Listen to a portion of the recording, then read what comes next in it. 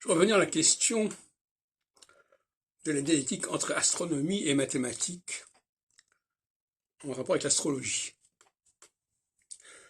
Les mathématiques, la géométrie, garantissent une certaine régularité. Il y a des découpages. Découpage en 12 par exemple, découpage en 4. Et ce découpage, paradoxalement, ne peut pas se faire sur une base astronomique complexe. Sur une seule planète, on peut effectivement faire des découpages. Sur un cycle planétaire de 2 planètes, on peut éventuellement faire un découpage assez régulier.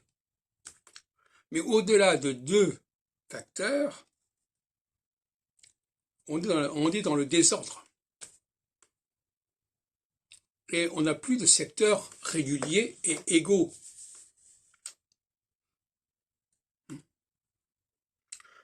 Et c'est tout le problème. Dès qu'on quitte une cyclicité à 1 ou 2 facteurs, on doit renoncer à la régularité des secteurs. C'est inévitable. Il y a un seuil à ne pas dépasser. Dès que vous passez à 3 facteurs astronomiques, j'entends, eh bien, il n'y a plus de régularité. Et ne parlons pas du nombre encore plus grand de facteurs. Dans le cas, par exemple, de l'indice cyclique de Barbault, on a 5 facteurs qui s'entremêlent, et donc, par conséquent, il n'y a plus de garantie de régularité des secteurs les uns par rapport aux autres. Il n'y a plus d'égalité. On peut faire une sorte de graphique comme ça, qui se développe, qui se déploie, mais il n'y a plus de régularité.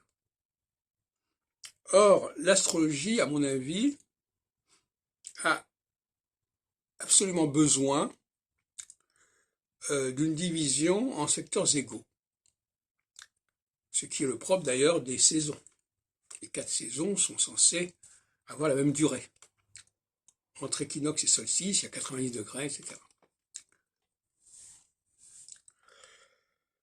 Par conséquent, c'est la raison pour laquelle j'ai toujours préféré, depuis les années 70, travailler sur un nombre très limité de facteurs et sur des cycles et des courbes qui sont basés sur un seul facteur, par exemple les 4 saisons, et éventuellement, quand on prend les mois de l'année, le soleil-lune, on a 2 facteurs qui garantissent aussi une certaine régularité, mais ça ne va pas plus loin.